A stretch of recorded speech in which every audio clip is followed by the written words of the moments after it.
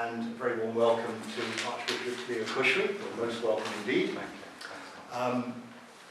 We're going to talk about the Holy See and its diplomatic reach and mission, which I think is something that most of us are vaguely aware exists, but probably know nothing about whatsoever.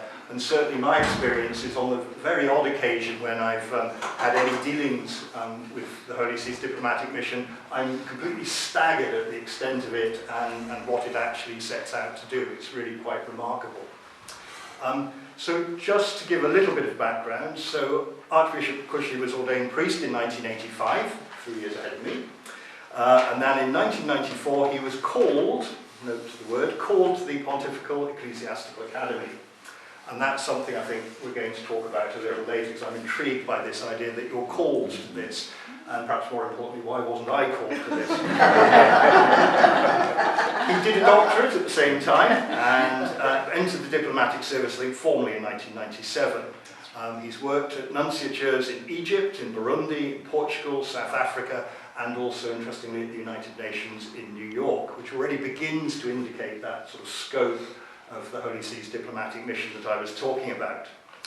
Between 2009 and 2013, he was head of the English language section in Rome, which included, among other things, the visit of Pope Benedict to the UK in 2010, and we're hoping to speak a little bit about that in particular. One of his jobs, with a very interesting title, was that he was assisting the Holy Father in receiving heads of state when they visited Rome. And then in 2013, I suspect to your great surprise, Archbishop Cushley was appointed Archbishop here in St Andrews and Edinburgh. So that's the background. One of the questions I'm going to have later is, how does a priest of the Motherwell Diocese end up doing all of this? In terms of the Holy See's diplomatic mission, the scope is quite extraordinary. The Holy See has full diplomatic relations, I think, with 183 countries. That's 183 out of 193 who are in the United Nations, so almost all of them, plus some other political entities, from very large, such as the European Union, to really quite small, such as the Order of Malta. So all of these have diplomatic representation.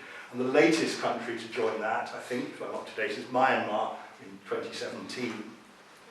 But it also has some very interesting links with other organisations, as I've already said, with the United Nations, but also, for example, with the International Atomic Energy Authority, or the World Health Organization, which makes perhaps a little more sense, or the Latin Union, which is reassuring, the League of Arab States, or the International Grains Council, again, which is quite important at the moment with the situation in Ukraine.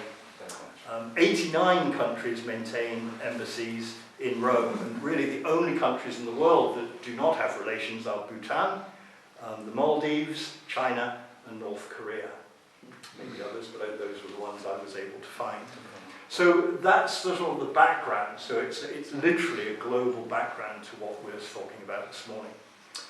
I should also, just before we start, point out that, like all diplomats, Archbishop Cushley has promised to keep certain things private and secret, because that's how diplomacy works. And so he will, if he cuts me off short, we're straying onto ground that perhaps we shouldn't. But that's where we are. So I'd like just to start off, Your Grace, by just asking you about that extraordinary worldwide scope of the Holy See's mission. Yes. Why does it do it, and what does it do? Well, there are a number of ways of answering that question, Father. It's partly history. It's partly the way that Europe has grown, because if you go back to the Holy See and the Papal States and the Pope being at the apex of Christendom, then people needed to have some kind of relationship with the Holy See and with the Pope and with what was happening in Rome. So the crowned heads of Europe in the Middle Ages, in the High Middle Ages, and following, wanted to have that. They wanted to know what was going on. They needed eyes on what was going on. And the birth of the nation states, because the world was not full of nation states until the Middle Ages comes along and the Roman Empire starts to dissolve and places start to emerge as smaller entities, what we now look at as nation states. They were Catholic, they were Christian, and the Pope was the Pope. He was Peter, and it wasn't just an expression of friendship and of unity. It was about an exchange of information and finding out what was happening in Rome. But this was happening even before that.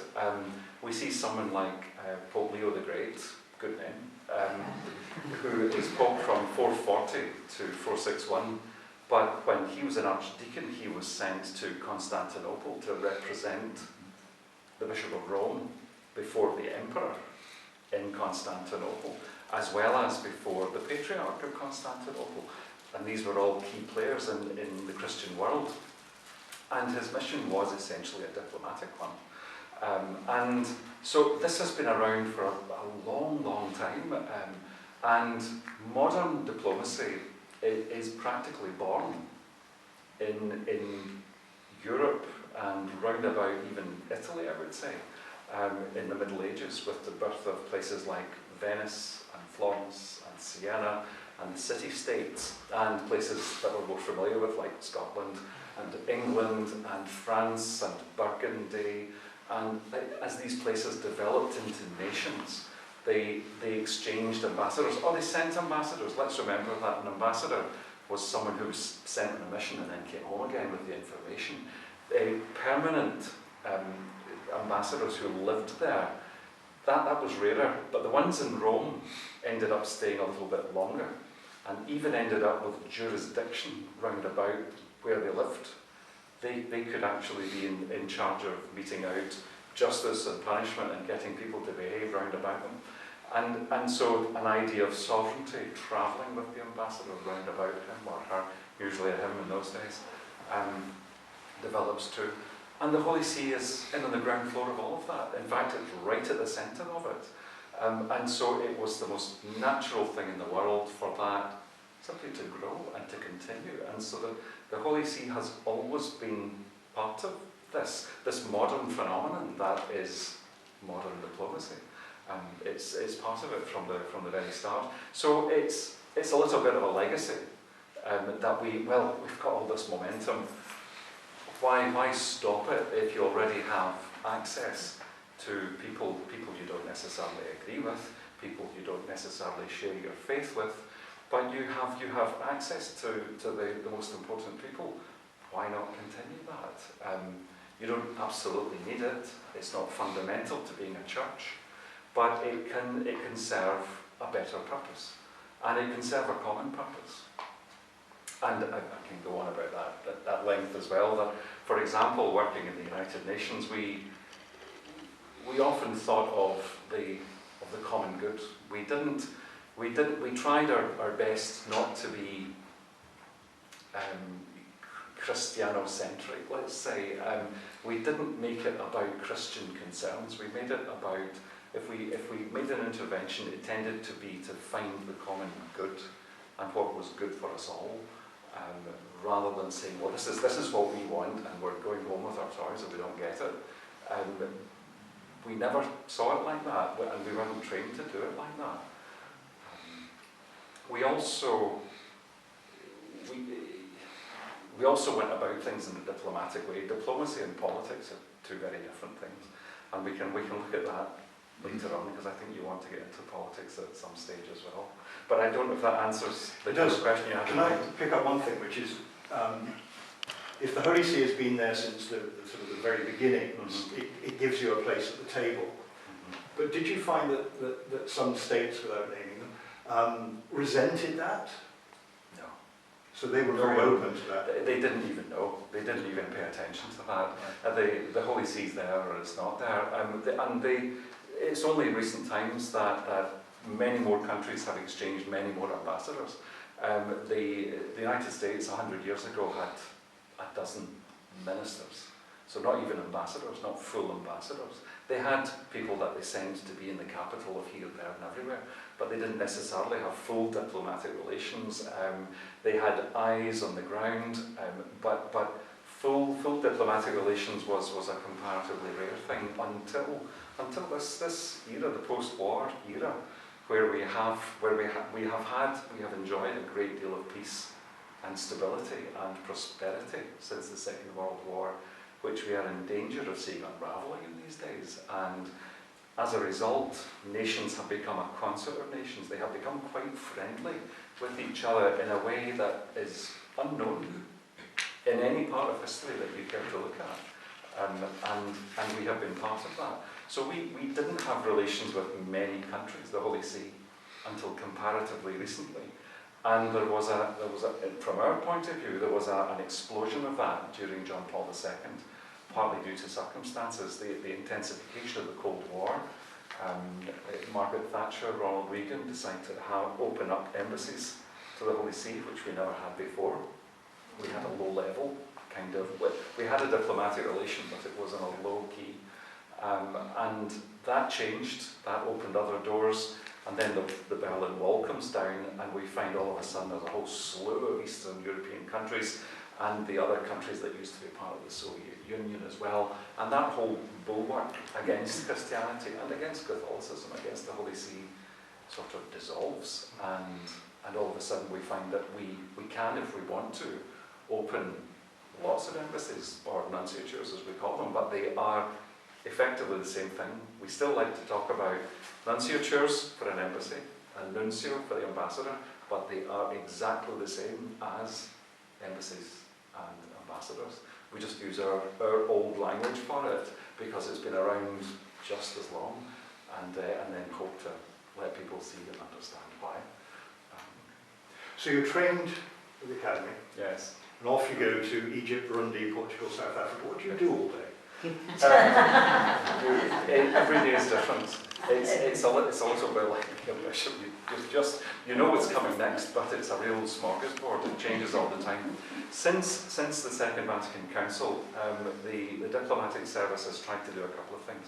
It was asked by the fathers of the council to become a little less Italian, a little bit more, a little broader in terms of the members of the diplomatic service, so that the representatives weren't simply young lads from Italy, who were easy to find and abundant, and also because the Holy See has been on the ground floor of the creation of the Italian language as a separate language, and it's been using Italian for centuries, not Latin. It's been using Italian, and so they expect very high standards of Italian, and so that means that folk like me have to learn Italian really well before they get out the door and are released into the wild to represent the Holy See. So that was something that they had to think about and deal with, but they wanted to make the diplomatic service like the universal church serving the universal church, and make it, as it were, a kind of a mirror. That was the first thing. But I don't think that quite answered your question there. I feel like I got slightly sidetracked. It's really about the sort of things that might come along. The daily things that come along. Stand out. Right, so for example, when I was in Burundi, I started the day at 6:45 with Mass in French, for those who wanted to come along, followed by 2 hours of confessions, followed by breakfast, followed by the nuncio appearing, and us and his secretary and us dividing up the day. And you could, the things that we do, you could find yourself gathering up reports. You would keep an eye on the politics of the country. You would keep an eye on what's happening in the local church, so you're in touch with all the bishops. You get to know them, you visit them, you see how they're doing. You could be called to a meeting with anybody from the President of the Republic all the way down through the government. You could be involved with NGOs like the Jesuit Refugee Service, whom I accompanied one time on a food run to take meal up to these poor people who were in a refugee camp not far from the capital. We also assist the Holy Father in finding good candidates for the episcopacy locally. But so we don't invent that, and we don't just cherry pick and choose people of our own. It's actually very ground up. We ask people their opinions, we gather all that, we put that together, we send that to Rome. It's quite a complex process, but it's a process which is meant to be representative of people's views, and then recommend the people that we believe are the best candidates. and send that to Rome. That takes time. That usually falls to the number 2 rather than number 1. The nuncio is usually at the front of the shop, receiving people, meeting the great and the good, and so on as they pass through. Whereas folk like myself as a secretary or a councillor in the different grades below the ambassador, they're compiling the stuff, they're doing the reading and the writing, and which is all then going to be checked by the nuncio, who must sign off on it and carry the can for it. But so that's an important part of it. Then in the evening you could find yourself going to 1 or 2 or I don't know, many more receptions depending on what's going on in the country. You could find yourself going to a nice Chinese meal with the Chinese ambassador, which is 14 courses, even though you don't have diplomatic relations with them, because there are only 9 embassies in the country, because there's a civil war, and it becomes very friendly and very, because we're all that's there, and it becomes important as well to exchange views, to understand what's going on in the country, to what did you hear? Well, I heard this, and you heard that. This is what happened to them, and this is what happened to her, and this is what happened to... And that's important for us to have an understanding of what's going on in the country. And if we're talking about Burundi, for example, I never wrote as long political reports, because although you can get the news, somewhere like Burundi, actually nobody cares. There is no news out there. Only the people from Burundi and from Central Africa care. And so you're not only formulating opinion, you're actually telling them the news, so that they've got the news as well as their opinion. And so you have to get your facts right. And in a place where there is a war going on, the first casualty of a war is truth. It goes out the window as everybody tells their version of what is going on. And I have never been in a place where it was more difficult to ascertain what actually happened before you can even talk about it. And that made it especially difficult and delicate. And because the church, the Catholic Church, was 70% of the population, and 80+% was Hutu, and maybe up to 14% was Tutsi, there was a very delicate balance to be struck between accommodating your view and accommodating your view, especially if you were ethnically different. And the ethnic divide was a profound one, and that was why they were always at war. And so we had to understand that and appreciate that and see that not only at a distance from above as the Holy See, but also as church, because most of them were Catholics. And I can talk about that at length as well. I was very proud of what the church was able to achieve in those terrible circumstances. You may have heard good stories and bad stories about what happened in Rwanda. It was a similar situation. It was the other way around. The Hutus were in charge of the country when the war began with Paul Kagame's forces. It was the other way around in Burundi. They still have more Hutus than Tutsis, but the Tutsis were in charge. And that created tensions, and to try to democratise such a riven pair of countries to this day is very difficult indeed. Thank you. So just stepping back, there you are, priest of Motherwell Diocese, yes. Just setting out on your pastoral career.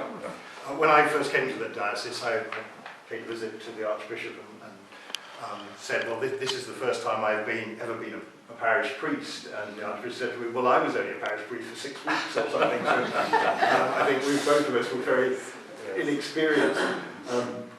But how, so this being called to the Pontifical Academy, and how does that happen? It's not a job you apply for. Not at all, no, it's not.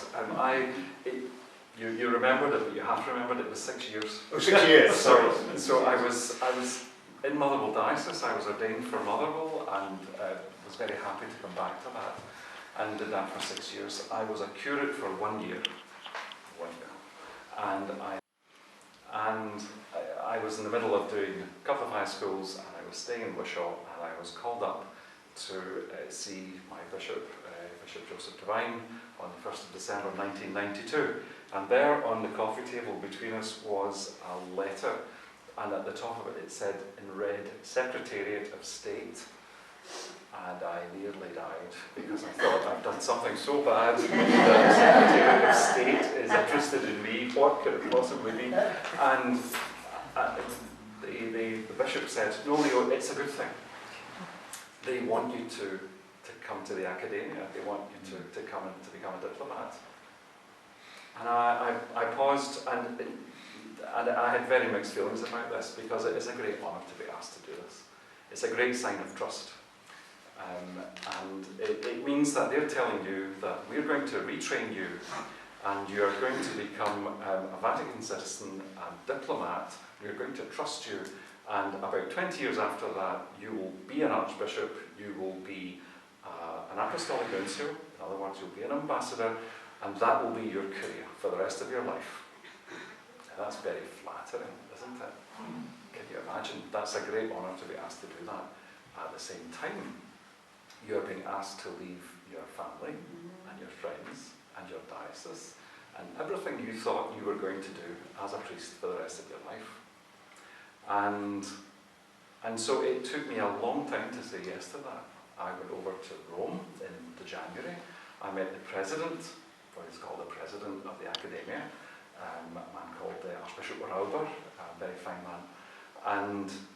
And he walked me through it, and we had supper with the other students who were there, and I came back from it and I said to Bishop Divide, I still really just don't know if I can do this. Because I was happy doing what I was doing. I also had seen these guys at the Gregorian University doing all these extra studies, because they expect you to have a license in canon law. That's like a master's. It's above a bachelor's, but before a doctorate. And a doctorate in anything. They don't care what that is. And I didn't have any of that. I was going to have to do all that as well. And they expect you to do languages. So they expect you to have English, Italian, French, and anything else you can get in there. Like Spanish, wonderful, German, that would be great. And so I wasn't bad in the language department, but the rest of it was going to be hard work. But the big thing was, I had to say goodbye to my local diocese and to my family and support and all the rest of it. And I just wasn't sure I could do that. So I said so to my bishop. And he said, well, why don't we write back to them and say you'll do it for a few years. You'll work in the Secretary of State for a few years and then you'll come home. And I said to him, can you do that? And he said, of course we can do that. We'll do it. We'll do it anyway. And so he writes back to them, and we wait a month or two. And we get a letter back saying, yes, that's okay. Send him over on the 31st of August and we'll get started. And he can work in the Secretary of State for a while. And then we'll send him home. So, okay. So I agreed to that. I thought, well, at least I'm doing something I think I can do, and then come home and we're all done. So I got there in August of 1993, and I met Monsignor Jim Harvey, who's now Cardinal Harvey, St Paul's outside the walls, and we got on very well, and the work suited me. It was the English section of the Secretary of State, which involves a lot of working with English language, doing translation work, mostly from Italian into English, and it's always working in English and other bits and pieces too. And I enjoyed it, and I was quite good at it, if I'm honest. And then about 6 months later, he came back to me and he said, look, they really want you to go to the academia. Are you going to go? And I said, give me a day or two. So I took 2 days and I came back and I said yes. Because I had seen some of what was involved. I hadn't seen what it was like to go abroad, but I already was abroad. But if it's for you, you'll enjoy it, and if it's not, the door is there. And the rest is history. So I then went to the academia, and in 3 years I did a doctorate in canon law, which fulfilled the 2 criteria, and they nearly let me off with the languages. I thought I would get away with it, but they don't. If you're a non-Italian, you do Italian till the day you leave. They don't care how good it is. They keep making it better. And I, having done all that, I kind of get it, because we spend the rest of our lives speaking in Italian, writing in Italian, doing ciphered messages in Italian, phone calls in Italian, and it's got to be pitch perfect because this can sometimes be very important to people's lives and future and all the rest of it. Without getting dramatic about it, it's important to get it right because it is the lingua franca. And I appreciated that very much. To give you an example, when I was in Burundi again, I had a German-speaking nuncio. We were in a French-speaking country, at least that was the international language that they used. I'm an English speaker, and for 3 years we spoke Italian to each other at table, and we ate Italian food and we wrote Italian reports, and anyone that came to visit from the French or the Belgian embassy, they knew they were going to get an Italian meal, and it was going to have real parmesan, and it was going to be a real prosciutto, and it would be a Chianti Classico, and that's what they were getting. Did all this come in a diplomatic bag? Well, it was a large diplomatic bag, but yes, it came via Denmark. But anyway, yes, we did import it. Good, thank you. I'd like to talk a little, if we may, about the visit of Benedict XVI to the UK, because you were involved in that. And we mentioned this when we were talking with Alistair Dutton. And I think there was an expectation that this could go very wrong, that the church, the abuse scandals were breaking, things were not good, the response of some of the bishops was not good. It was a very, very difficult time for the Catholic Church generally. It was a time when there was a growing view, certainly at Westminster, because I was a little involved at the time there, but also in the media, that religions really shouldn't have any voice in the public square, that religion was a private thing and that's the way it should stay. Yes. And then Benedict arrives and he gives that extraordinary address in Westminster Hall, and you've got a copy on your chairs of that address. And it changed things for real. You could sense that it was changing there. And then subsequently, talking to politicians, it changed people's attitude. And it was almost as though people were still suspicious of anybody coming from a faith perspective, but at the same time, there was a realization that perhaps they had a legitimate reason for speaking in public.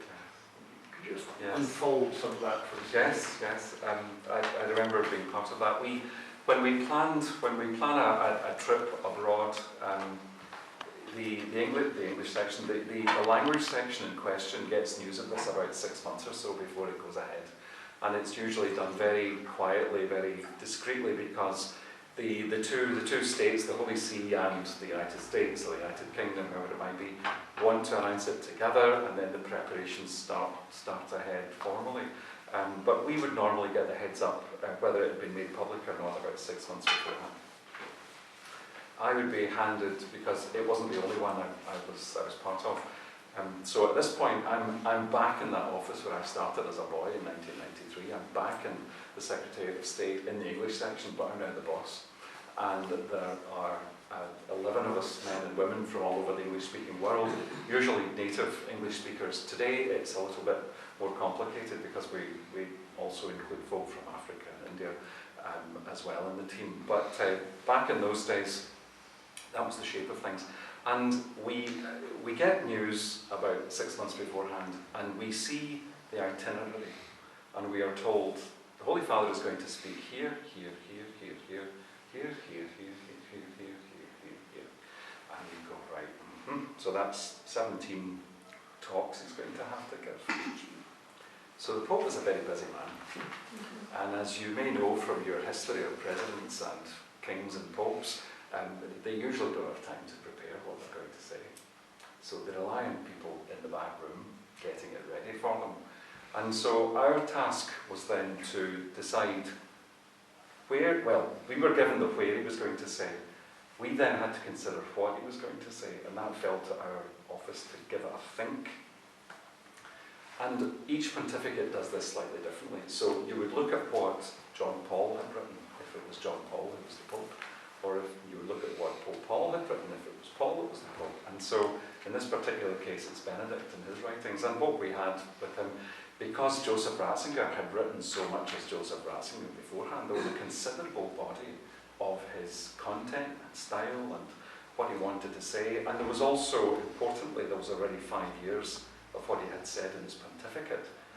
And this is what happens. I'm sure you've seen this kind of thing. As I said in my discourse back, and everyone goes, oh, cheers. and because you then get this chunk of pravda that gets thrown in from something that was already said 10 times before by the same Pope. And of course, you're doing that, but I used to say, so look, I don't want that, I never want to see that in a speech. I want you to take the idea and make it part of it, instead of this, as I said in my address to this, so, oh, for heaven's sake. So don't kill it like that. Get the idea, let's hear it afresh, but make it that idea, because that belongs to this pontificate. This man said that when he was standing there as Peter, and that's very good stuff, and it can be gold sometimes. So I sit down with my team, and we look at where he's going to be and who he's going to be speaking to and how long we've got. So how many words, how many pages, how many minutes he's going to be there, and take a look at that. And so it becomes a great opportunity. We also, to give ourselves some backing and some eyes on the ground, we write to a number of bishops. We couldn't write to them all, but we write to bishops in the place, and also lay people, if we can spot them. People who can give us some insights, some ideas, what's important at the moment on the ground, so that we've got eyes on that, and collect that, so that we've got a little dossier, a little idea, if we can't see it for ourselves, of what is going on. And that's important too. For the UK, that was a shade easier. I hadn't lived here for decades, but this is my country, and it was going to start in Edinburgh. And the man who was informally my deputy was an Englishman from Westminster Diocese, Monsignor Philip Whitmore, and Philip had been in Rome working, not in the diplomatic service, but he'd been in the machinery of the Vatican for quite a while. And he too had a fairly good idea of what was going on. But nonetheless, we've got that. We've got information from the leading lights in the church, be it clerical or lay. We're gathering all that together, and we ask ourselves, what are the opportunities? One of the things that I noticed when I was at the United Nations was the Regensburg address. And I don't know if you've seen that, but the Regensburg address did not go down very well because of a remark that Pope Benedict had made about Islam. And if you read it cold, he is quoting somebody who is critical of Islam, but it was turned into him making that his own. And it was received very, very badly. And because I was in the UN at the time, our many Arab and Muslim friends, it took us months to repair the damage that was caused. Much of it by the media, turning it into something, because it was never the Pope's intention. But nonetheless, it was very badly received, and that meant we all had to pay a price for that, and you may remember that. And I can recall us considering that, wouldn't it be, because the actual contents of the Regensburg speech about the dialogue between faith and politics is the great point to be made. And so I wondered out loud with this team, how would it be if we were to consider that question in Westminster Hall, because Westminster Hall seemed to all of us to be a unique opportunity. This was the first state visit of a Roman pontiff. The visit of John Paul II was a pastoral visit. It was an icebreaker, it was incredible, it was unique. But this one was unique as well, because this was a state visit, and that has never happened since before or after the Reformation. Nothing like this before. So this was a unique opportunity, and they were offering the Pope the opportunity to speak to the great and the good of the whole of the United Kingdom. So not just the politicians and the two houses, but invited guests, 1,000 or more. I don't know how many. I think it was over 1,000. I'd have to check that. But the place was absolutely full, and you know the size of Westminster Hall, and they were from all walks of life, all religions and none, but it was the United Kingdom, as best they could compose it, there to hear Pope Benedict. And it seemed to us generally to be a great opportunity. So we put together a few ideas. The next thing that happens is it goes through the system and gets looked at by some of our superiors, but ultimately it goes to the Pope's desk. And the Pope goes through the thing and he makes it his own. So we help him to get to where we think he wants to go, but we don't tell him what to do or put words in his mouth.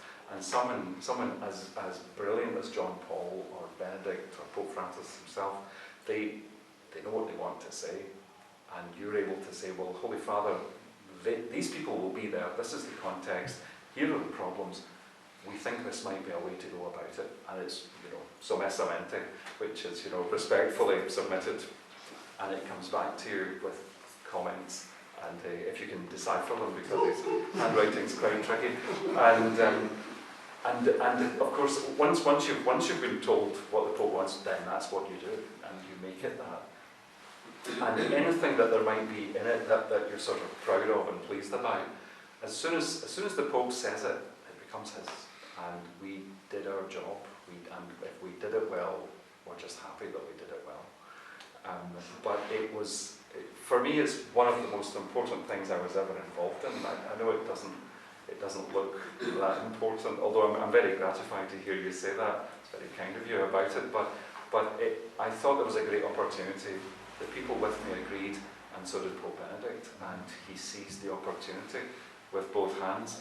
And on the strength of that, he did something similar in the Bundestag a couple of years later, because I'm sure the German section was thinking, that's quite a good idea, that we could maybe do that too. I'm just saying that. At least you didn't allow me to say it, as I said in my Reagan speech. That's right. Yes, exactly. Can I pick up one thing that he does say there, which strikes me as really important? He talks about the importance of being able to find some sort of basis for moral decisions, which then lead on to political and social decisions. And he says fairly clearly that can't be simply social consensus. Yes. And yet many politicians would say, well, politics is the art of the possible, it's what you can achieve precisely by consensus. So he's throwing in quite a challenge to the professionals there. Right. How did that was that his idea? How did that come about? How did that come there?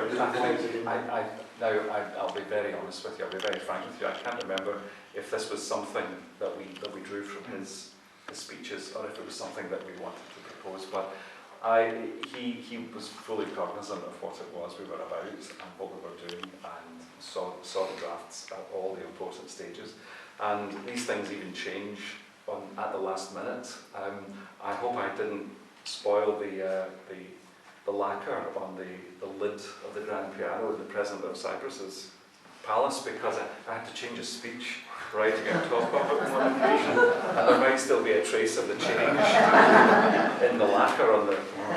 Anyway, so these things were always a work in progress. But the way I look at it is that finally, if the Pope said it, it's because he meant to say it, because he was a careful, intelligent, gifted man in that regard.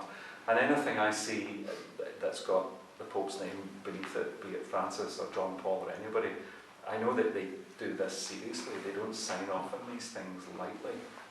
What I do find myself doing, a bit like you perhaps, is I'll say, that's definitely Francis.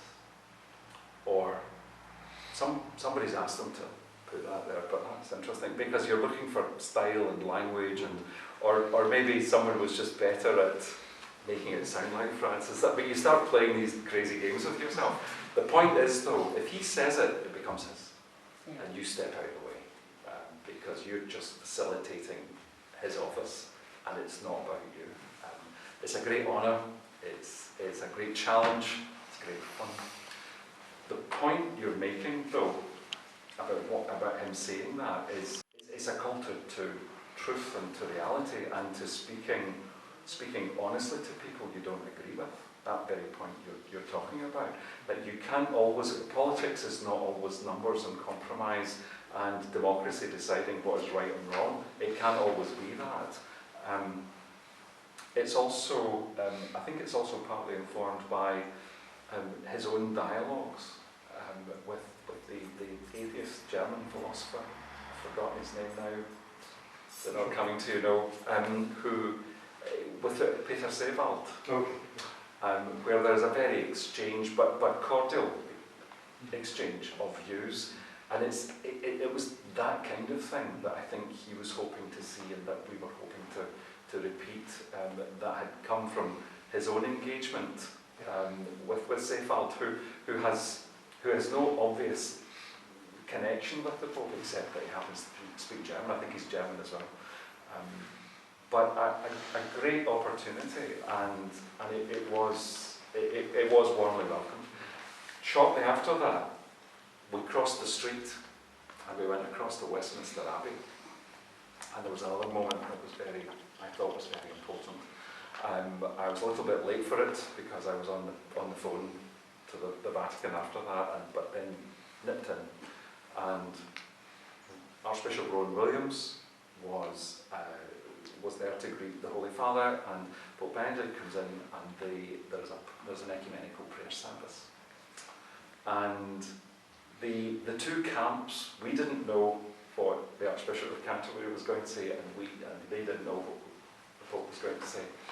And so the Holy Father said all these lovely things about St. Augustine of Canterbury, and the Archbishop of Canterbury said all these lovely things about St. Peter, and they went like that, and you couldn't have made it up. It was just lovely. It was the way it went. But the thing I take away from it, and I think about again and again, it's funny how these things stick with you, and stick with you not as something that I've thought of or someone in my team thought of, but that the Pope said on that occasion, that becomes an important moment. So one of the things he said was, the things that unite us, this is talking to the Archbishop of Canterbury, the things that unite us are greater than the things that divide us. And for him to sit and say that, and John Paul might have said it, and Paul VI might have said it, and John the 23rd might have said it, although I struggled. Someone said that, and I have still to find it. Fine, and he may well have said it, but I know, because I was there, and Pope Benedict said it, and to hear that is a cue to all of us to appreciate that and to see that. And this is just one tiny little segment. Another thing that sticks with me is in Twickenham, where Pope Benedict, that's right, says to the kids, the big assembly, they've got young people from all over the UK, mostly high school children, but they had others slightly bigger, slightly smaller, and he challenges them to be saints of the 21st century. And it's such an easy thing to say, but in the mouth of the Pope, all of a sudden it's got legs, and it gets interesting, and you want to unpack that with young people. And I still find myself using that to this day, and it becomes part of the magisterium, and not just parole di circostanza, which means words for the circumstance, for the occasion. It can become so much more interesting and important. Certainly those words at Twickenham were extraordinary in the schools. I spent my life working in the schools. That question he said to them, which was, what kind of person do you really want to be? And he talks about what do you admire in others that you most want for yourself? Yes. And if you know anything about the School of Positive Psychology, which sort of is really important in education, that's exactly the same question that it asks. So it was an incredibly well-informed comment, I think. Yes, yeah, that's great. Just before we open it up, I do want to become just slightly controversial and ask you about Hong Kong, China, right, and Cardinal Zen and the situation there, where what's being reported to us is very much that there's dissent within the church. The Vatican is taking one line, Cardinal Zen is saying something else. Hong Kong's now got a Jesuit Archbishop who was my opposite number in the schools. Your reflection. What do I think about that? Insofar as you can tell us. Yes, well, I can speak freely about this because it's been 9 years since I worked there, and I am now on the outside like you, so I know what it's like to be on the inside. When you're looking at these things, and you often know, not always, but you often know a lot more about what's going on than you can talk about in public, and there can be very delicate things that are being discussed and decided behind closed doors that prevent the Holy See saying something in favour of Cardinal Zen or about Cardinal Zen. So it's the Donald. My answer to you is the Donald Rumsfeld answer. I don't know what I don't know. So I don't know why the Holy See has not defended Cardinal Zen. Cardinal Zen, it seems to me to be he's very forthright. He's very frank. He always has been. There is nothing new in what he has said that we haven't seen before. He seems to be a very brave man indeed. And we also know, it's public knowledge, the great difficulties that the underground Catholic Church has had since the Communist Party came to power there, and how the patriotic Catholic Church is severely curtailed. I know, again, this is from outside because I wasn't there, that the Holy Father, Pope Francis, has come to some arrangement of some kind with the communist authorities for life living with communism in China. But the details of that I have never seen, and I've never had a serious discussion with my colleagues, my old colleagues in the Holy See about it. I used to know more about it, but all of this has happened since I've left. And it would, the second section dealt with this. The second section is like the Foreign Office. That's just a bizarre name. It's just this thing. I remember one thing from being there. I used to live in Santa Marta, where the Pope now stays, and one of the men, the man who chiefly followed China, and he'd been doing it for 40 years, for most of his life. He always found it very hard to get a handle on what was happening in China, and he always said to us when we said, "Well, why don't you just get a hold of, find out who it is you need to speak to?" And he always came back with, "It is very hard to know to whom to address your request, because it's a very opaque institution, the Chinese government, and there are so many actors involved in it." And that they often got the impression at that time, this is before President Xi, so that could be significant, that the people at the top of the Communist Party and its government were more disposed, were more interested in dialogue, and ordinary people were quite open to faith and to becoming Christians and Catholics.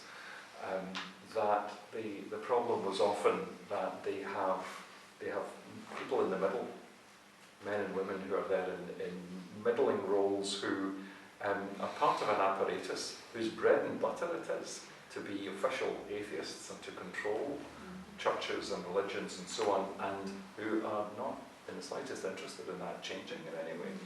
And how to change that in such an enormous institution is a task that if they were interested in, would take a great deal of time. And it would seem, under the present regime, I think, respectfully, that it would appear that there is not a lot of appetite for dialogue with the Holy See. I may be wrong, but it seems to me that they may feel that they have the upper hand, and that they don't really need to dialogue very, very strongly or willingly or obligingly or openly. But I may be wrong. As I say, I'm out of this for nearly a decade, so and I've only flown over Hong Kong. I've not actually been to Hong Kong, much as I would like to one day. Thank you very much. Thank you. We've got we've got a few minutes, so I don't know if anybody has any questions that they would like to ask. I have a question about Russia. Yes. You mentioned China, of course. In Russia, the situation is more complicated because you do have a Russian Orthodox Church, controversial possible institution. I just wonder if you had any experience, or your colleagues had any experience of living and working there. Yes, we. It was only comparatively recently that the Holy See and Russia formed diplomatic relations, and it was, as I understand it, with opposition from the Orthodox Church. But the government of the day. It might have been under Medvedev, I can't remember, or if it was under Putin, but it was within the last, I have to check this, 15 years, that full diplomatic relations were achieved for, I think, probably the first time ever. This is because it's difficult for Russia, depending on your understanding of its history, to see how the old Rome, never mind New Rome, Constantinople, stand up, because in the myth created in the 16th century of the origins of orthodoxy, it becomes the third Rome. And so for them to admit that there is anything worth talking to in Rome undermines all of that. But Putin's regime, in one way or another, decided that it would be helpful to be in touch with the Holy See. And so we have exchanged ambassadors, and we have an ambassador, we have a nuncio there. We also have a nuncio in most of the former Soviet republics, as far as I know. Our nuncio in London has worked in two of them. He's worked in the Ukraine and Belarus, and knows these people personally, and is an extremely capable diplomat. He could have been a bit like yourself. He wasn't trained in the academy. He came through the Roman Curia, but was an Eastern expert, and so was brought into the service and signed there. I don't know if that helps to answer your question a little bit, but there is still, I think there is still a considerable amount of tension. It's not easy. Even when Pope Francis and Kirill managed to meet each other, it was cordial, but it wasn't super cordial. But I say that from the outside, it hasn't since I left. Thank you. Thank you. Would you like to talk even more about the United Nations and work of Vatican there? It's a very, very small area, the Vatican, and there's China and Russia and the Security Council, and all the big decisions are taken there. So what on earth can the Vatican do? What can it do? And I mean, it's worse than that, Andrew, because we're not even a member state. We're a state observer. But on the state observer bench, there used to be a few people. There was Switzerland until 2002, when it got permission from its electorate to become a member state. I don't think the government in Bern really wanted to be, but the people wanted it, so they got it eventually. And Indonesia, they went in the huff a couple of years ago, and then joined it again. So on the reserve bench, there's always one or two people, and at the moment we are the only state observer. The year I went there, which was 2004, about a month before I got there, they had just passed a decision in the UN defining what a state observer was. So we're treated as a state, but not a member. And this was after Pope John Paul had wanted to pursue this deeply to see if we should become a member. And eventually the Holy See decided not to become a member. And I think it was partly, this is my understanding anyway, being bound by decisions that were taken democratically that we would find unacceptable to us. And so we chose to redefine, to clarify what it meant to be a state observer at the UN, and what privileges that would give us. And it gives you it's most of the things you would want. So you can be present at the meetings, you can be heard, you can put language on the table. That means that you can be part of the people crafting a resolution or a decision. And as you say, in terms of hectares, I mean, it's not even the size of Harrison Ford's ranch in Wyoming, but it's still a sovereign international actor, as it always has been for the last 1,500 years. It's still the fulfilment of who and what we are, and it's different every time. You go into a room and you're the United Nations, and if we're talking about that subject, you'll be our friends. And if we're talking about that subject, you might be our friends. And the mosaic of relationships changes accordingly. So what do you do with that? You remain cordial with everybody, because the geography is going to change. I could be on opposite sides of a debate with Norway 1 minute on something like abortion, where I can remember one of them saying there'll be no turning back. We were putting some innocent language into a document, and they were absolutely not. And yet, a few months later, with a Norwegian friend and colleague of mine from my time in Lisbon, we were able to persuade the European Union and the G77, which is a collection of 100+ countries in the world, to get together and come to a compromise regarding the alleviation of poverty. So, depending on what's going on the table, you can, and the personal friendship thing can be so important to making it happen. So does that answer your question, yes, Andrew? So we're able to be part of these things. Also, the Holy See, because it's an international sovereign actor, it can sign international treaties. So if it signs the International Convention on the Rights of the Child, which it did, then that might encourage other people to do it.